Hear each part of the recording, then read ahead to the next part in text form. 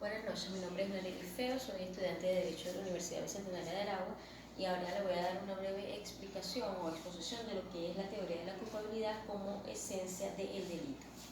La culpabilidad no es más que una situación en la cual se encuentra una persona imputable y responsable que pudo conducirse de una manera determinada, no lo hizo, una conducta reprochable la cual está expuesta a una pena por parte de un juez. Dentro de los elementos de la culpabilidad podemos mencionar el dolo y la culpa. El dolo es cuando se hace algo con intención y la culpa se hace después cuando se hace un cumplimiento por negligencia.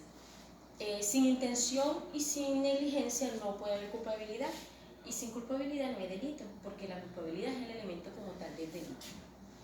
Dentro de estos elementos de la culpabilidad tenemos la imputabilidad. La imputabilidad implica la capacidad de entender o de comprender lo que son la significación de los propios actos. Es decir, la culpabilidad está vinculada a los aspectos biológicos y psicológicos del individuo. Una persona debe saber, o para que una persona pueda ser imputada, debe ser no solamente conocedor de lo que hace, sino responsable de las consecuencias que esto implica. Es por ello que solamente pueden ser imputados los mayores de edad o aquellas personas que tengan las capacidades psicológicas adecuadas como para entender las consecuencias de sus actos. En cuanto al dolo y a la culpabilidad, podemos hablar que el dolo es la voluntad esencial de cometer un acto a sabiendas de que este acto va a cargar consecuencias. Y la culpa es la omisión de una conducta que, para prever o evitar el daño a determinadas personas o cosas. Los elementos del dolo.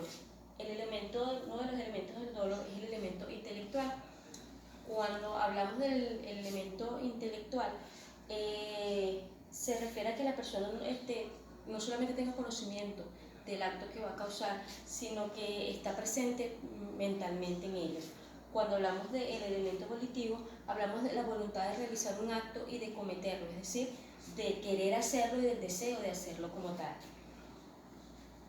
Las clases de dolo podemos mencionar el dolo de daño, que es cuando se está consciente del sujeto activo efectivamente causar un daño determinado. Cuando hablamos del dolo del peligro, es cuando el sujeto activo piensa hacer un daño sin que esto le llegue a causar consecuencias, pero sí ponerlo en situación de peligro a la persona o cosa. El dolo del ímpetu se refiere más a los sentimientos, es aquel cuando las personas actúan motivadas por una fuerza de rabia, por ira, etc. El dolo de propósito es el típico ejemplo del delincuente común que roba, asalta, hurta. El dolo genérico, que está representado por un comportamiento que tiene la persona de delinquir. El dolo específico es cuando la gente tiene una especial intención o fin particular específico de cometer un determinado delito. El dolo directo se propone un fin, es la voluntad de conducta y el querer un resultado. Es decir, la persona comete un acto con el fin de obtener un resultado inmediato.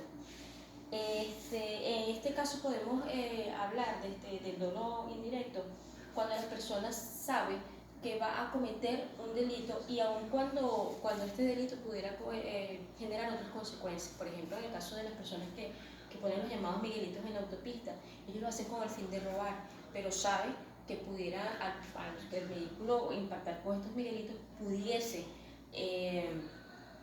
el conductor hasta morir en ese accidente como tal, sin embargo se comete.